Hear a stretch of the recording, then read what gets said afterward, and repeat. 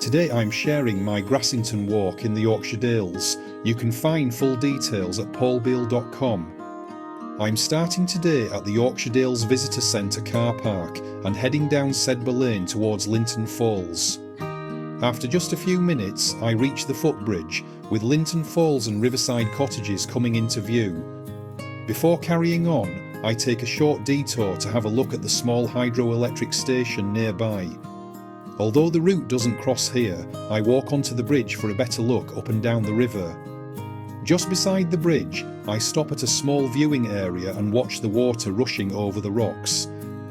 Back on the northern bank, I pause again to look at the river forcing its way through the limestone gorge.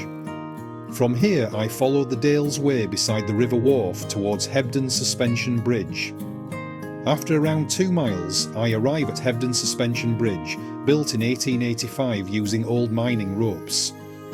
I spend a few minutes here looking at the bridge from different angles and noticing the stepping stones below.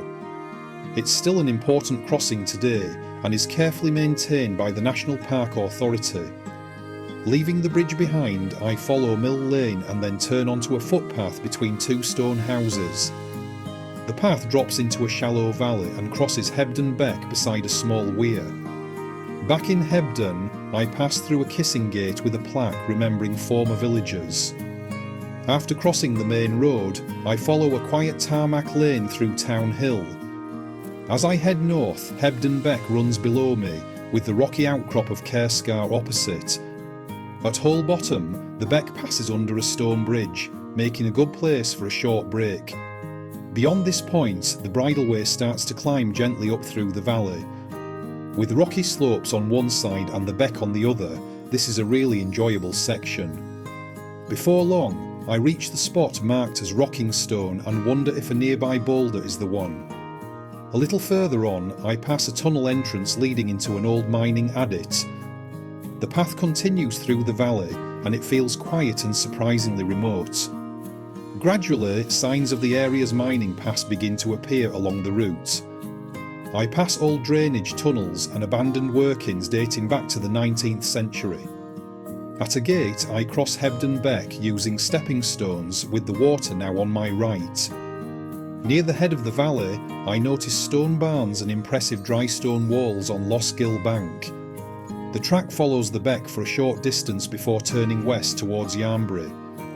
Passing a small stone building, I join the Grassington lead mining trail. I take a short detour here to visit Beaver's engine shaft and its old pumping system. Nearby is the wheel house, once used for mining and later for processing spoil. Back on the bridleway, I pass several shallow shafts from early mining activity. At Yarnbury, I stop to admire the listed house and cottage before turning north. From here, I look across Coniston Moor towards Sweet Hill and Great Whernside. I pass High Barn and then reach Bear House, an isolated farmhouse with adjoining barns. From Bear House, the route follows a grassy track south, with a few boggy patches after rain. Eventually, I rejoin the Dales Way and walk back into Grassington along Chapel Street. In the town centre, I pass the Devonshire Inn, known from all creatures great and small. After walking through the cobbled streets, I take one last look around the village. I finish back at the visitor centre car park, completing a varied and rewarding circular walk. Thank you for watching. For full route details, maps and photos, please visit paulbeale.com.